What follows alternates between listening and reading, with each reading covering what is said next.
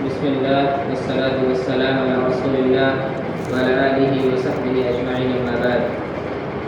عن عبد الله بن عمرو رضي الله عنهما أن النبي صلى الله عليه وسلم قال: أربع من كنا فيه كان منافقا خالصا ومن كانت فيه خصلة منهن كانت فيه خصلة من النفاق حتى يدعها إذا اؤتمن خان وإذا حدث كذب وإذا عاهد غدر وإذا خاصم فجر. متفق علیہ. محترم مصلیان کرام، آج کے درس کا عنوان ہے منافق کی علامتیں. راوی حدیث عبداللہ بن عمرو رضی اللہ تعالی عنہما بیان کرتے ہیں کہ اللہ کے نبی صلی اللہ علیہ وسلم نے فرمایا، 4 خصلتیں جس انسان کے اندر ہوں گی وہ خالص منافق ہوگا. اس کے بعد فرماتے ہیں وَمَنْ كَانَتْ خَصْلَةٌ فِيهِنَّ، اگر ان 4 خصلتوں میں سے کوئی ایک خصلت کسی انسان کے اندر ہے تو گویا کہ اس کے اندر نفاق کی علامت پائی جا رہی ہے.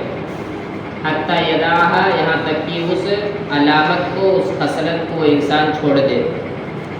پھر اللہ کے نبی صلی اللہ علیہ وسلم فرماتے ہیں اذا اؤتمن خان، جب آدمی کے پاس امانت رکھی جائے تو اس امانت میں خیانت کرنے لگے. خیانت کی مختلف صورتیں ہیں. ایک تو مشہور ہے کہ اگر کوئی انسان آپ کے پاس روپیہ پیسہ رکھنے کے لیے دیا اور آپ اس میں سے خیانت کرنے لگے. دوسری شکل یہ ہے کہ اگر کوئی انسان آپ پر کوئی ذمہ داری نافذ کرتا ہے اور آپ اس ذمہ داری کو صحیح طور سے ادا نہیں کر رہے ہیں، اس ذمہ داری کی ادائیگی میں کاہلی اور سستی کا مظاہرہ کر رہے ہیں، تو یہ بھی امانت میں خیانت کے مترادف ہے.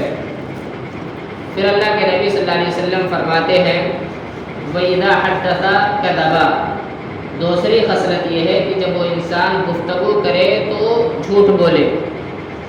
ہمارے معاشرے اور سماج کے اندر بعض احباب ایسے ہوتے ہیں کہ 5 منٹ کی گفتگو کے اندر کم از کم وہ 5 سے 10 مرتبہ جھوٹ بول دیتے ہیں. ان کو معلوم ہونا چاہیے جھوٹ بولنا یہ منافق کی علامات میں سے ایک علامت ہے.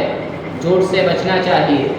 اس کے بعد اللہ کے نبی صلی اللہ علیہ وسلم فرماتے ہیں وَإِذَا عَاهَدَ غَدَرَ، کہ آدمی جب معاہدہ کرے، کوئی عہد کرے، کوئی وعدہ کرے تو اس وعدے کی وعدہ خلافی کرنے لگے. اگر وعدہ خلافی کی صفت ہمارے اندر ہے تو گویا کہ نفاق کی صفت ہمارے اندر ہے. اس کے بعد اللہ کے نبی صلی اللہ علیہ وسلم آخر میں فرماتے ہیں وَإِذَا خَاصَمَ فَجَرَ، کہ اگر ایسا انسان لڑائی جھگڑا کرے تو اس میں گالی گلوچ پر اتر آیا. معلوم ہوا کہ لڑائی جھگڑے کے اندر یا اختلافات میں اگر کوئی انسان گالی گلوچ دیتا ہے، گالی گلوچ پر اتر آتا ہے، تو گویا کہ اس کے اندر نفاق کی علامتوں میں سے ایک علامت موجود ہے. میرے بھائیوں اور دوستوں، ان 4 علامتوں اور ان 4 خصلتوں سے ہمیں حق الوس سے بچنے کی کوشش کرنی چاہیے. اگر ہم نہیں بچتے ہیں، یہ 4 خصلتیں ہمارے اندر موجود ہیں، تو ہم سمجھتے ہیں مکمل طور سے ہم منافق ہیں. لیکن اگر ان 4 خصلتوں میں سے کوئی ایک خصلت ہے تو ہمیں یہ سمجھ لینا چاہیے کہ منافق کی علامتوں میں سے ایک علامت ہمارے اندر پائی جا رہی ہے.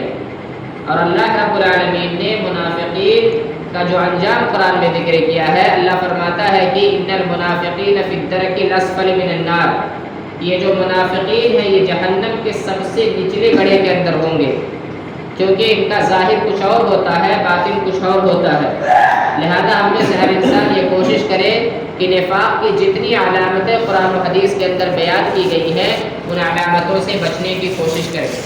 اللہ تعالیٰ سے دعا اللہ تعالیٰ نفاق کی تمام علامتوں سے ہم مسلمانوں کی حفاظت فرما.